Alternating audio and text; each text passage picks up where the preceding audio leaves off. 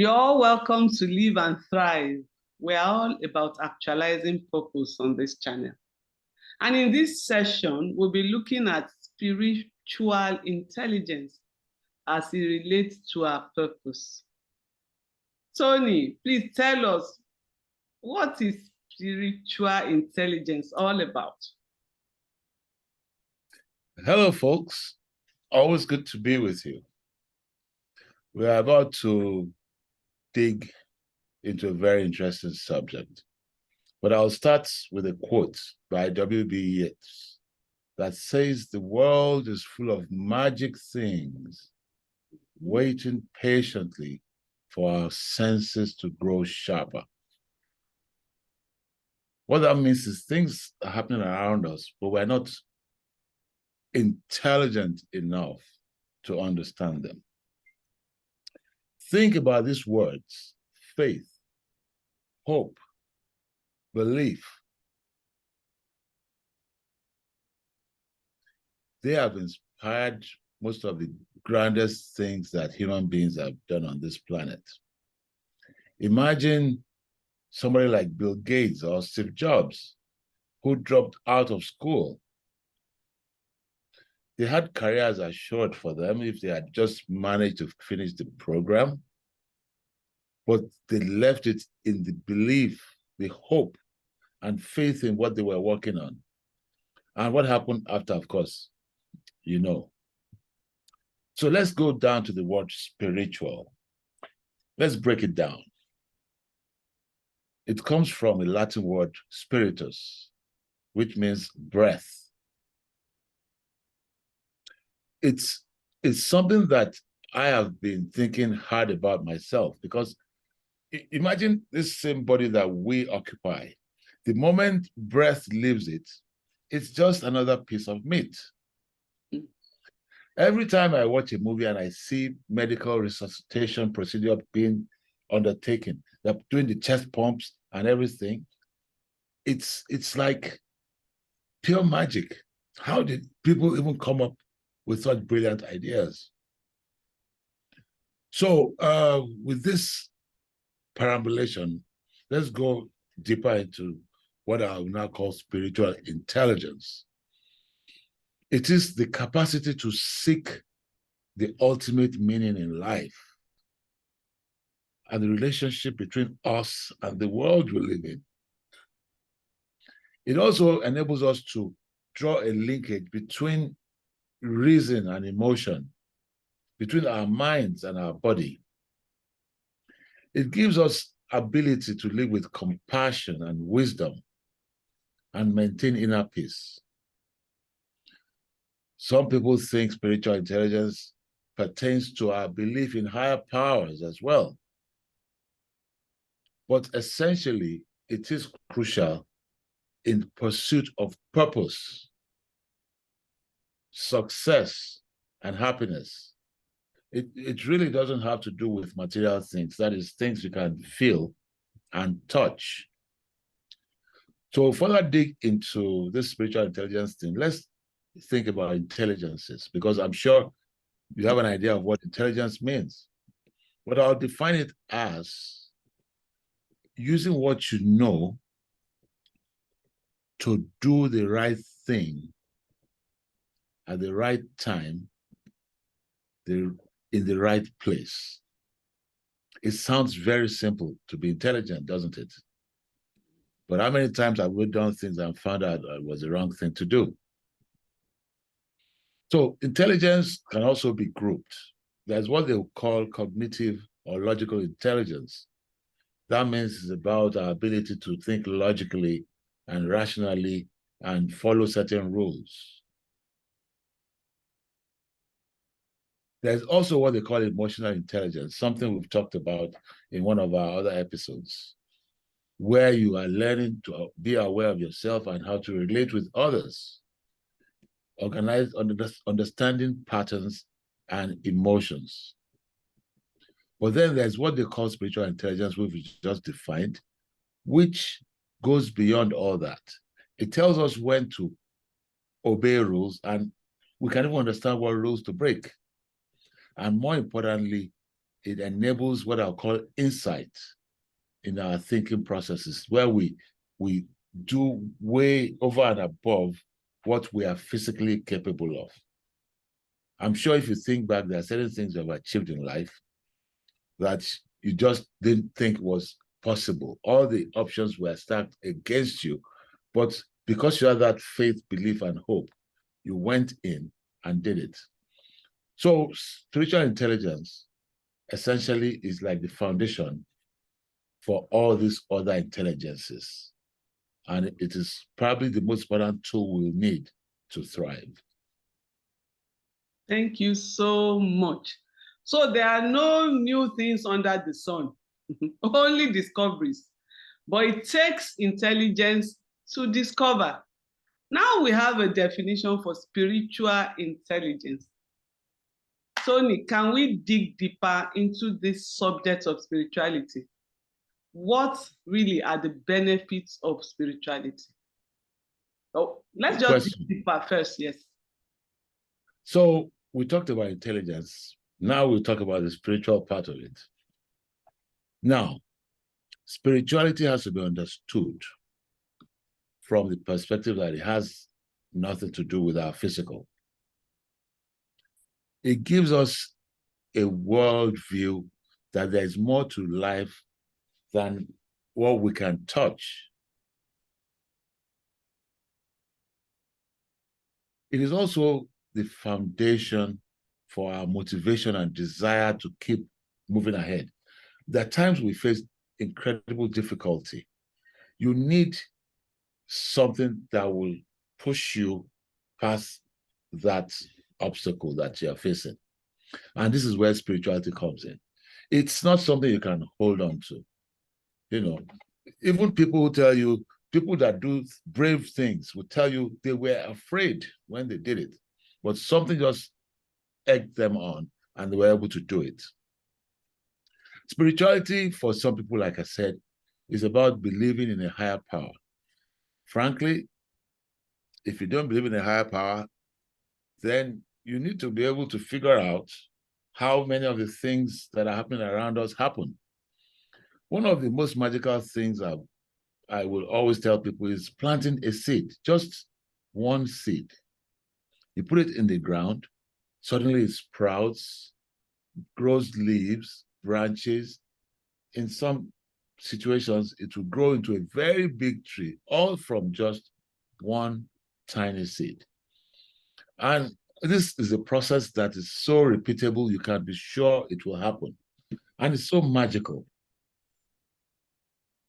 But it is also possible to confuse or compare spirituality with being religious.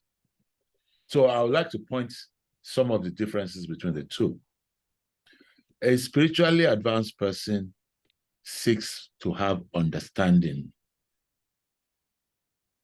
whereas a religious person tries to follow the rules that have been laid down. That is the big difference. A religious person is told, this is right, this is wrong, and it follows. So if he does what they say is wrong, that means it's wrong. But a spiritual person tries to have a deeper understanding of what makes it right or wrong. There is an overlap between the two, by the way, because both of them offer those elements of belief, comfort, reflection, even awe, that because you have to have a sense of wonder for you to have that spiritual uplifting. You need to find some of these things that happen around us wonderful, awesome. Now, people that have very high spiritual intelligence are said to have high SQ. And it is possible to have a high SQ without being religious. And you could also have a low SQ. That means you are not spiritually uplifted. You are not able to understand good and bad, except the rules that you have been told that are good and bad. So it is possible to be religious without being spiritual. But both of these, like I said, have been found by scientists to give what I call subjective well-being. They are very good predictors. You are likely to have what they call subjective well-being. Subjective well-being is that sense of wellness that comes inside you. So even if you are deeply religious and you follow all those rules, you can have that sense of subjective well-being, which is useful. But I would advocate trying to understand the principles behind why what is good, and that helps you in the discovery process, and it helps you to build that capacity. So there, in a nutshell, is the whole essence of spirituality. Thank you so much. We all perceive there is a higher power, no doubt. But like you said earlier, it's easy to confuse religion with spirituality. So, how do we separate the two properly? What are the elements of spirituality? But before you give us the answer, could you tell us what SQ means? It just means a spiritual quotient. Quotient. Thank you. Thank you. So, yeah. Okay, so spirituality essentially means you have a questioning mindset. You see, that inquisitiveness you find in children, you have to develop it. A spiritually advanced person is always curious to know more, because that's the only way you can build ability. They have strong value systems. They tend to have strong compassion and empathy for others because they realize they need to have nurturing relationships. They feel connected, not just to other people, but to the environment around them. They work in the moment. They are not worried about what has happened in the past or what's going to happen in the future. They just focus and work with the present. And there's also this innate desire for a spiritual person to just do good, to be good, to do good. So if those elements are there, then you're probably on your way to being spiritually stronger. If only we could go back to that childlike innocence that believes that it's just positive about everything. Yeah, but where we are. Spirituality is definitely deeper and bigger than what we see in the physical. More deeper. So what are the benefits of spirituality? Yeah, like I said earlier, one of the things that spirituality gives us is that faith, hope, and belief, which help us because we have to, the future is inherently unknowable. You can't know what's going to happen tomorrow. But that doesn't mean you stop everything you're doing. That doesn't mean you will not live and thrive. So with these elements, you are able to face oncoming challenges without fear. And one of the things about spirituality is that you have an increased consciousness. You are more aware of what's happening around you. Another key element, like I talked about, social feeling of wellness. It helps us against things like stress, depression, addiction, anxiety.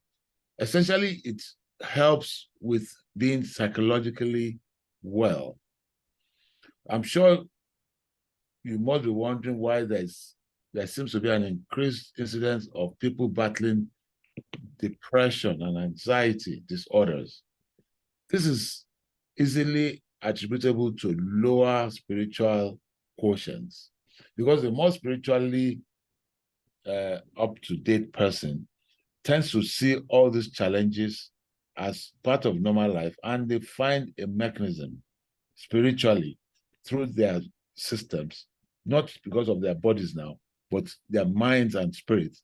they are now able to focus and they are not taken down by the challenges they face. One of the things that also happens is that there's a sense of hope and optimism. You see, you need optimism in your life as a tool for being able to thrive. It is possible to have $1 billion in your account and just feel life is empty because you have not found spiritual purpose. So these are all some of the benefits of spiritualism. But you see, we have to also be mindful. It is also possible to be inquisitive in the wrong direction. We've had cases of cultism or people seeking assistance in the wrong places, and it has gone on to hurt them. So I would say it is important to look at the bright side and know what sort of things you are engaging in when you are trying to build on your spirituality. Thank you so much. Spirituality obviously has a lot to do also with mindfulness. I enjoying us to watch a video on mindfulness and other videos as well. And it also appears to me that everyone has a measure of spirituality. And I think life is meaningful only to the level of your spirituality from what you have said. I believe it's almost actually impossible to live without a measure of spirituality. And it's impossible, almost impossible, to live a purposeful life without spiritual intelligence. So what steps do we need to take to build or improve our spirituality? So having known all these benefits, what can we do? So the first thing is to try and to seek an authentic understanding of spiritual practice. There are, like I said, a lot of